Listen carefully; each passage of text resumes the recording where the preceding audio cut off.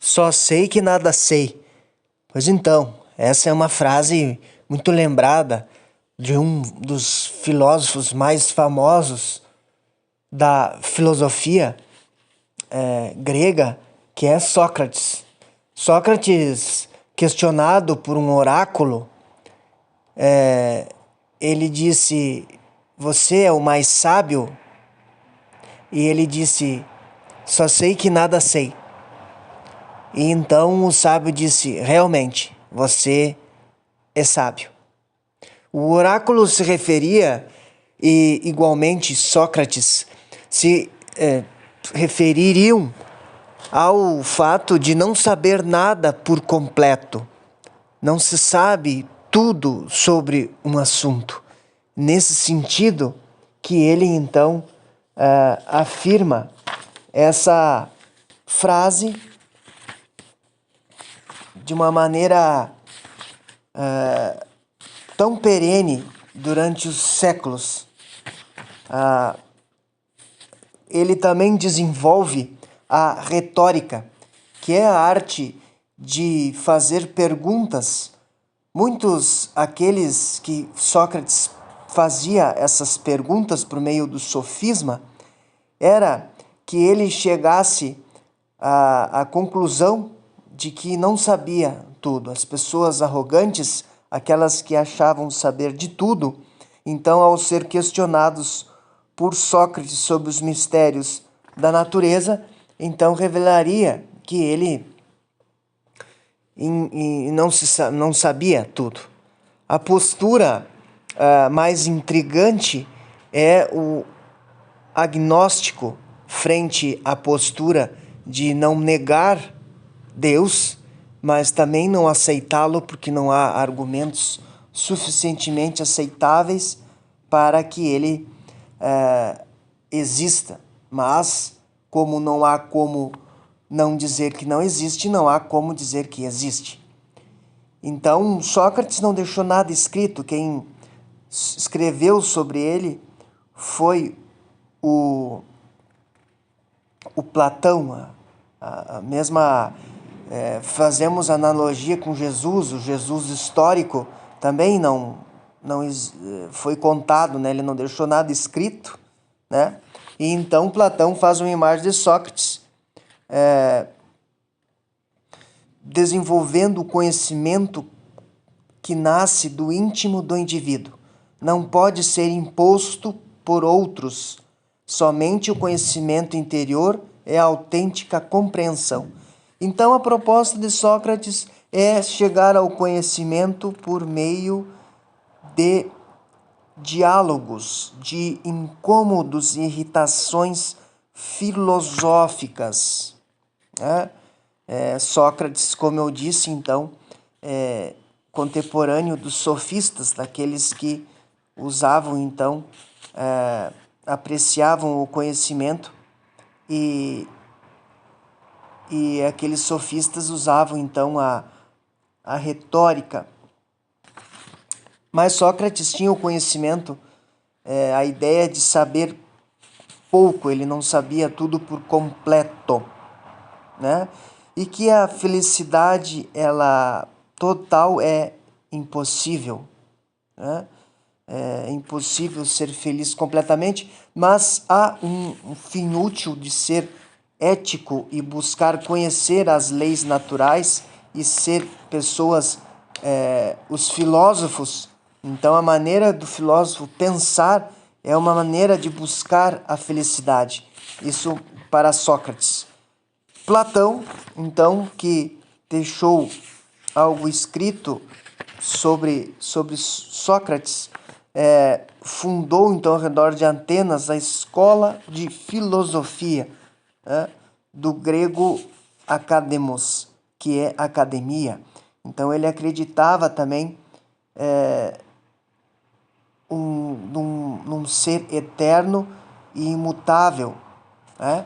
E nós poderíamos, então, acessar o mundo das ideias. O mundo das ideias não está no mundo material, o mundo das ideias está em um outro plano, um plano mais substancial que nós não conseguimos medir, né? Mas apesar de nenhum deles ter saído à perfeição, você começa a suspeitar que todos têm uma origem em comum, não é? Sim, muitas das formas de pensar se dá através do mundo dos sentidos. Os filósofos, então, trazem modelos a partir do mundo dos sentidos. Obviamente que os nossos sentidos podem nos pregar peças, o que a ciência vai demonstrar mais adiante, né? Com o tempo. Então, essas impressões incertas do que sentimos e do que não sentimos gera a reflexão sobre o mundo material, né? Será que a alma já existia antes do mundo das ideias? A saudade tem um lugar onde possamos deixar como uma gaveta onde nós colocamos nossas roupas. Então, os fenômenos da natureza não passavam de uma sombra das formas ou ideias eternas para Platão. Então, há uma projeção dessas ideias numa parede. Assim, ele constrói o mito da caverna, que se projetam sombras numa parede e as pessoas não enxergam quem está passando por um buraco, só enxerga as sombras da parede. Então, as pessoas que não enxergam por de fora do buraco não veem a realidade de uma forma mais exata, não têm a liberdade de pensar. E os filósofos questionam, então, essa maneira de pensar, de que a busca da sabedoria, então, é uma busca livre pelo bem da sociedade, pelo bem do conhecimento, né? O Platão também escreve um diálogo, um banquete, né? E assim vai.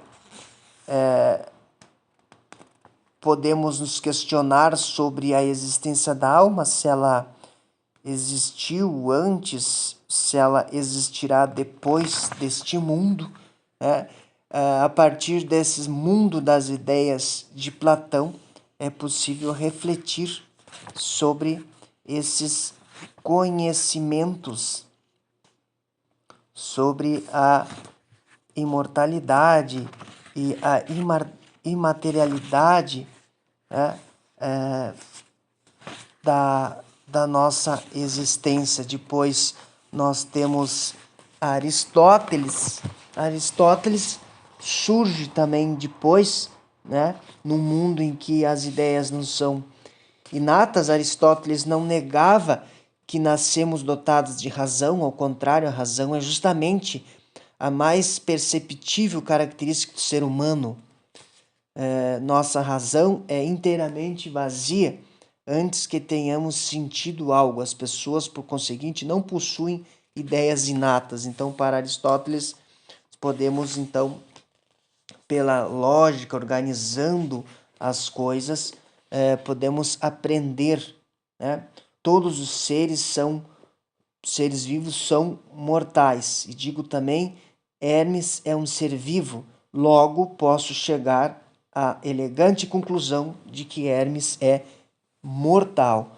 Então, a partir de duas premissas, se as duas premissas estão em concordâncias, nós temos a terceira como a verdade. Isso é um princípio filosófico de argumentação bem simples e que permeava a ética política, segundo para os filósofos, essa busca do equilíbrio e da moderação em uma democracia para todos. Então era a busca desses filósofos. Então Platão se reunia para discutir, né, a República de Platão, se reuniu com vários filósofos para discutir a política, o que seria a política, né? Ele chega à conclusão de que os filósofos são os melhores políticos da época, porque eles se questionam, né, sobre a vida. Eles podem melhorar em contrapartida de outros arrogantes que não têm como melhorar.